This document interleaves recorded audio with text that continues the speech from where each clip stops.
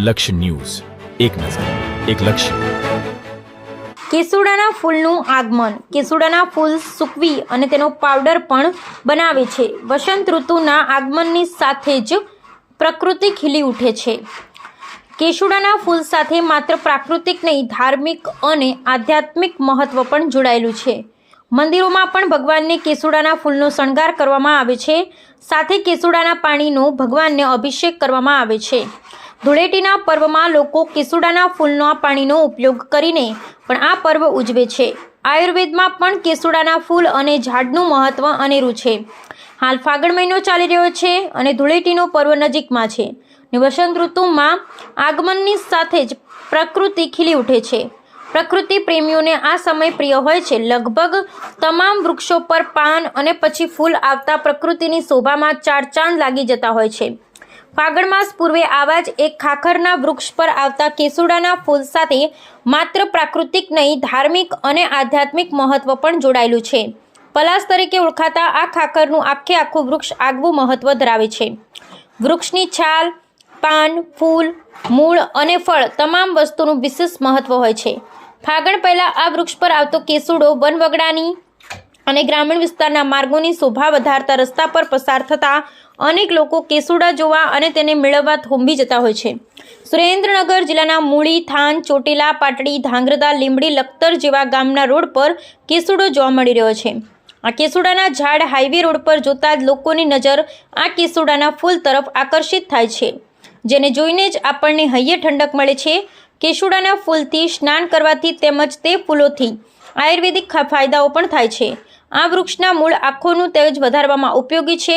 છાલ તથા તેના પાનના પણ અનેક ઉપયોગ આયુર્વેદમાં દર્શાવવામાં આવ્યા છે. તેમ આયુર્વેદિક ડૉક્ટર કોમલબેને જણાવ્યું હતું. આપણે ત્યાં કેસરી ફૂલવાળું પલાસ વધુ માત્રામાં જોવા મળે છે. કેસુડો કફ પિત્તનાશક પ્રકૃતિ ધરાવતો હોવાથી હોળી આવતા પહેલાં બદલાતી ઋતુમાં માંદગી સામે રક્ષણ આપવા ઉપયોગી સાબિત થાય છે. કેસુડાના ફૂલ પાણીમાં ઉકાળી સ્નાન કરવાનું મહત્વ હોવાથી ધૂળેટીમાં કેસુડાના ફૂલને પાણીના પલાળી કલર બનાવી ધૂળેટી રમવામાં આવે છે. બજારના પાકા કેમિકલયુક્ત કલરોનો ઉપયોગ કરવાથી લોકોને આંખો તેમજ ચામડીના રોગો થવાની શક્યતા છે, જ્યારે કેસુડાનો ઉપયોગ કરવાથી ઘણા ફાયદા છે, જે ગરમીમાં રાહત આપે છે તેમજ ચામડીને કે આંખને નુકસાન નથી કરતા. કેસુડો પાણીમાં પલાળી તે પાણીનું સેવન કરવાથી કિડની સંબંધિત ફરિયાદોમાં રાહત થતી હોવાનું પણ કહેવામાં આવે છે. લોકો નાના બાળકોને કેસુડાના પાણીથી સ્નાન પણ કરાવે છે તેમજ કેસુડાના ફૂલ સૂકવી તેનો પાવડર પણ બનાવે છે. હોળી ધૂળેટીના પર્વ પર મંદિરોમાં ભગવાનને કેસુડાના ફૂલનો શણગાર કરવામાં આવે છે. સાથે તે ફૂલનો પાણીનો અભિષેક પણ કરવામાં આવે છે. Bureau report Brijesh Trivedi, Surendranagar. કેસુડાનું વર્ણન આયુર્વેદમાં ભાવપ્રકાશ નામના આયુર્વેદ ગ્રંથમાં ઉપલબ્ધ છે. કેસુડો એ વસંત ઋતુમાં નીકળી આવતી અથવા તો પ્રફુલ્લિત થઈ આવતી વનસ્પતિ છે. તેને સંસ્કૃતમાં આપણે પલાસ કહીશું અને લેટિનમાં તેને બ્યુટિયા મોનોસ્પર્મા કહેવામાં આવે છે. બ્યુટિયા એટલે એની પોતાની સૌંદર્યતાના હિસાબે એને બ્યુટિયા તરીકે ઓળખવામાં આવે છે અને મોનોસ્પર્મા એટલે એના જે બીજ જે છે એ નાના નાના શુક્રાણુઓ જે હોય છે એટલા માટે એને મોનોસ્પર્મા કહેવામાં આવતું હોય છે.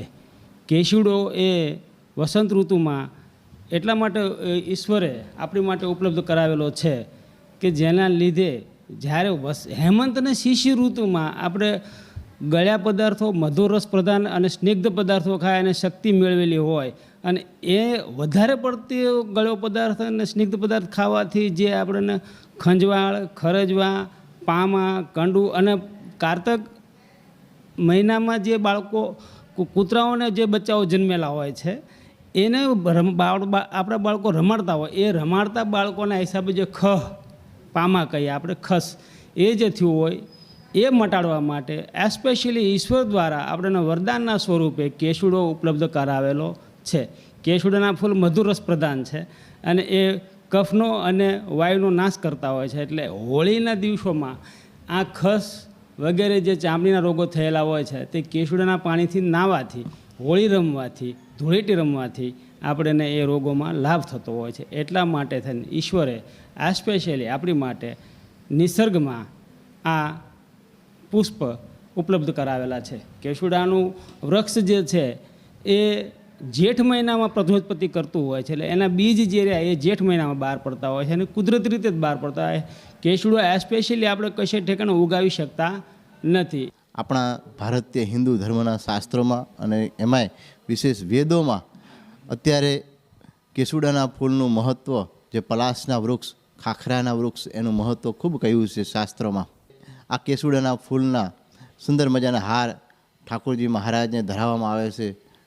વળી આ કેસુડાના ફૂલનો ઉપયોગ પણ આપણા આયુર્વેદ શાસ્ત્રોમાં પણ ખૂબ કહ્યો છે.